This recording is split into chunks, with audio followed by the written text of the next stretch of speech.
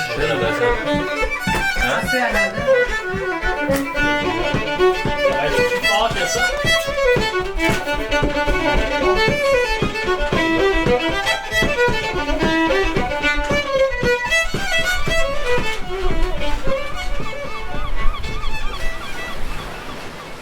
Les pièces que je vais vous faire ont une thématique spéciale aujourd'hui, puis c'est la thématique du Cap-Breton. Je souhaite que justement on se souvienne de cette influence-là comme étant vraiment, vraiment important dans le métissage qu'est la musique des îles, parce que c'est vrai que le swing des îles de la Madeleine, je veux dire, on peut le distinguer très facilement là, parmi plein de musiques traditionnelles. Cette influence-là est une influence qui chemine depuis très, très, très longtemps. C'était ça, plus ma curiosité. T'sais, pendant un bout, j'ai été étudié en Angleterre, puis je voulais comme comprendre, OK, maintenant, bon, la musique traditionnelle, bon, ben ça a été forgé avec le temps depuis 200 ans, depuis 300 ans quasiment. Bon, il y a la culture acadienne, la musique des maritimes. Cette influence-là du Cap-Breton, ça vient d'où? OK, du Cap-Breton, mais c'est quoi ce qu'il y a derrière le Cap-Breton? Ben, il y a les musiques écossaises, tu sais. Puis là, j'ai tombé dans mes recherches sur comme une mine d'or de répertoire culturel où à une certaine époque, là, au 17e siècle, la musique écossaise, ben, ça avait vraiment des grands élans de noblesse, tu sais, pour eux aussi. Puis il y a beaucoup, c'était comme une grosse affaire dans toute l'Europe, là, ce qui se passait en Écosse. Puis ça a été une grande influence dans les mouvements musicaux qu'on suivi. Tu sais, après ça, les Écossais, puis cette influence-là a été comme réappropriée par les gens, tu sais, on va dire les violonneux, tu sais. Il y a tellement d'élégance, tu sais, derrière ces morceaux-là, tu sais. Je pense que c'est important qu'on se rappelle, tu sais.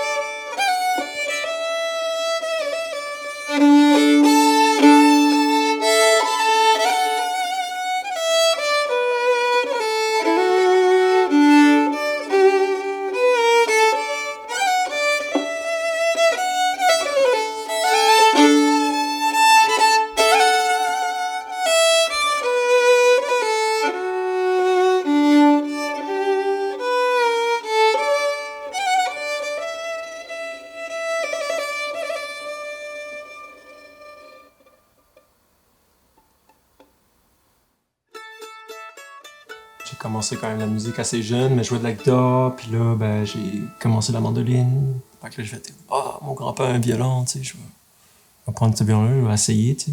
C'est vraiment là que Bertrand Desrasses est rentré dans mon cheminement, là. C'était un super bon professeur, vraiment, vraiment important, là. Puis j'ai été comme, je pense, en moins 3 ans comme il faut avec Bertrand. Il m'a aidé à trouver mon premier violon, puis ça a été vraiment toute une rencontre, là. Tu sais, comme, c'est ça, Bertrand, c'est un mentor pour ben du monde aux îles, là. C'est une influence, on peut être satisfait de son legs, là, pour la musique traditionnelle aux îles, là. Tu sais, la musique aux îles, c'est juste...